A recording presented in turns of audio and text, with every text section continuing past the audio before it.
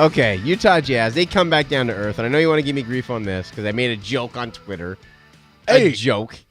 You know, I'm not going to give you grief. I'm just going to let you keep talking, keep doing your thing.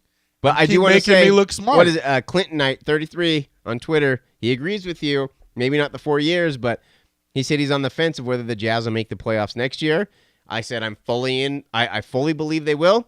And he said, I'm not so sure. I got to see what happens in the Western Conference.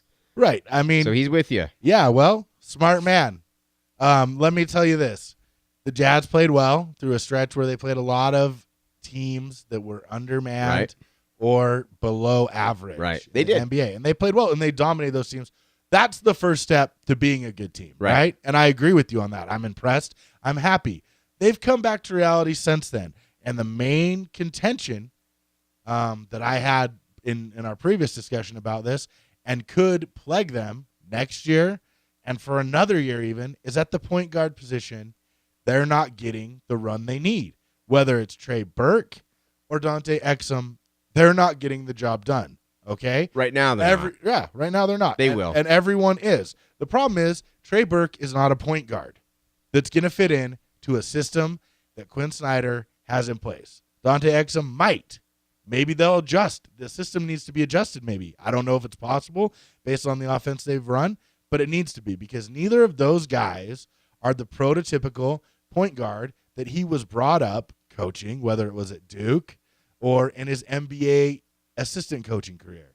He needs point guards who are willing to distribute and score when it's the second or third thing on their mind.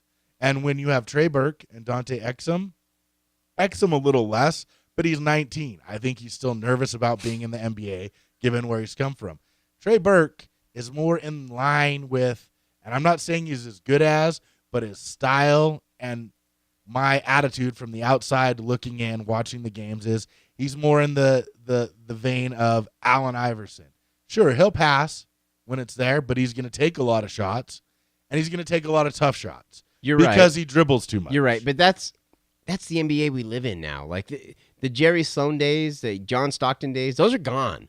We don't live in the traditional point guard NBA anymore. That's just not how the game is played. So I know what you're saying, and I agree. I would much rather have a point guard who's going to orchestrate the offense and look to pass first. But that's just not the world we live in anymore. Steve Nash just retired. It's over. It's over. Yeah, you're still going to have great passers, but I think it's over.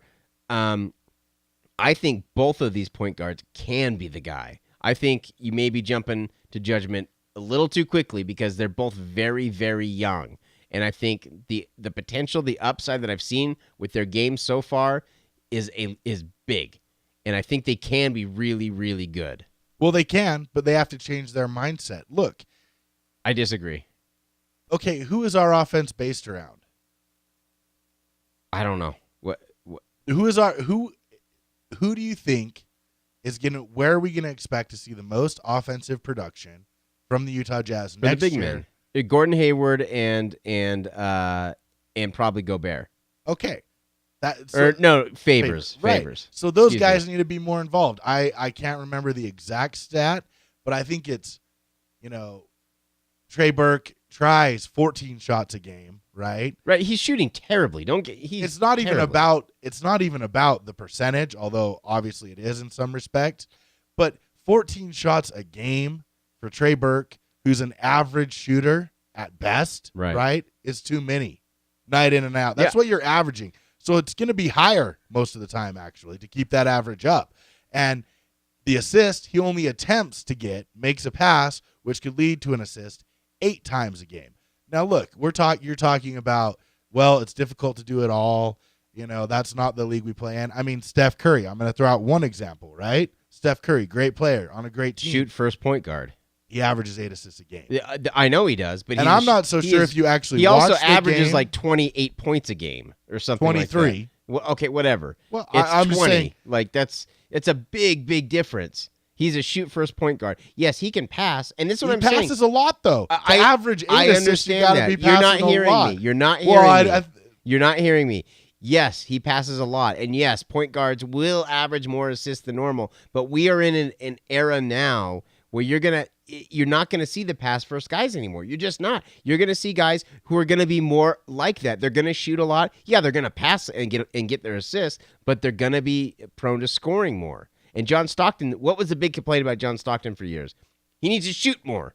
That was a big complaint. The discrepancy is too great. Maybe I'm not explaining myself well enough.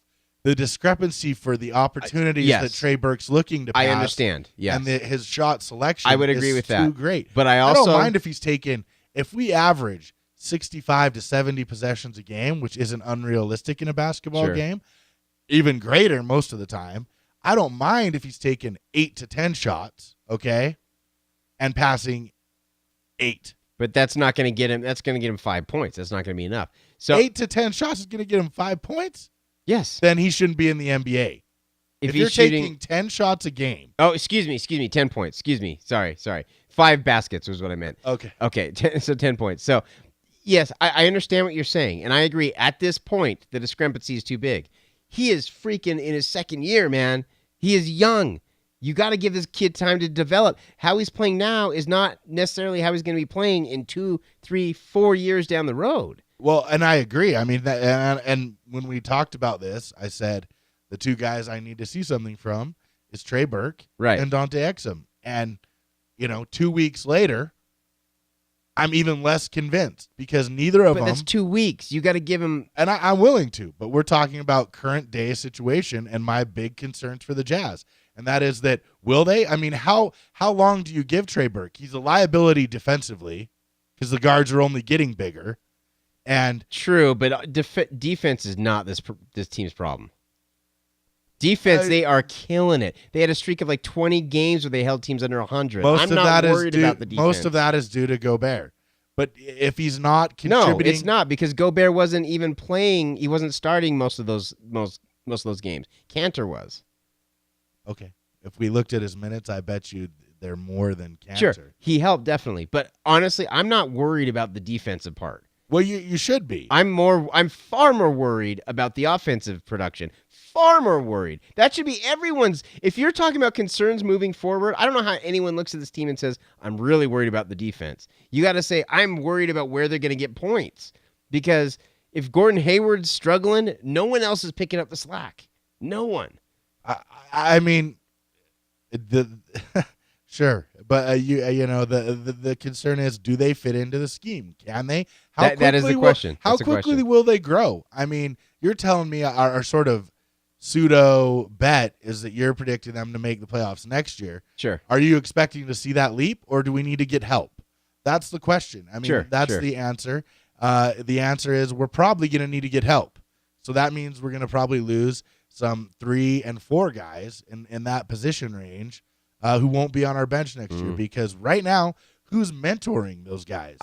You can't have a second-year point guard. No, I understand. Or a third-year and a second-year point guard who are 20 and 23 and them not be named Russell Westbrook and expect them to make the tournament. I understand, but I've also seen a great stretch from this team, from this squad. Yeah, they definitely need some help. They need to rein in on the point guard position for sure. They need a little bit of help, but they're not that far off from making a run to the playoffs. They're not that. They are very close. Here's another thing. Damian Lillard, you're going to consider him a shoot-first point guard. He's still getting 6 assists. And you're not listening. And Trey Burke's not as good as him. So not yet. He will be. You think Trey Burke is going to be as good as Damian Lillard? I truly believe it. If he is given enough time and he's in the right system, with that, there's no doubt in my mind. Then why do we need Dante Exum? We don't. I mean, we don't. Right now, they're hedging their bets. They got 2 young guys who have a ton of potential. I think it's way too soon to say, well, we got to get rid of someone. So it's got to be one of the point guards. I'm not saying get rid of anyone. I'm telling you what I need to see. You just said that we need to get rid of people on the bench. So, well, we do. You need to bring in a 2 young guys learning themselves in the NBA is a recipe for disaster. You have to bring in a mentor. A point guard mentor. That's what I'm saying. I don't know if they need a point guard mentor, but they need a veteran presence for sure. And it probably should be at the position they play.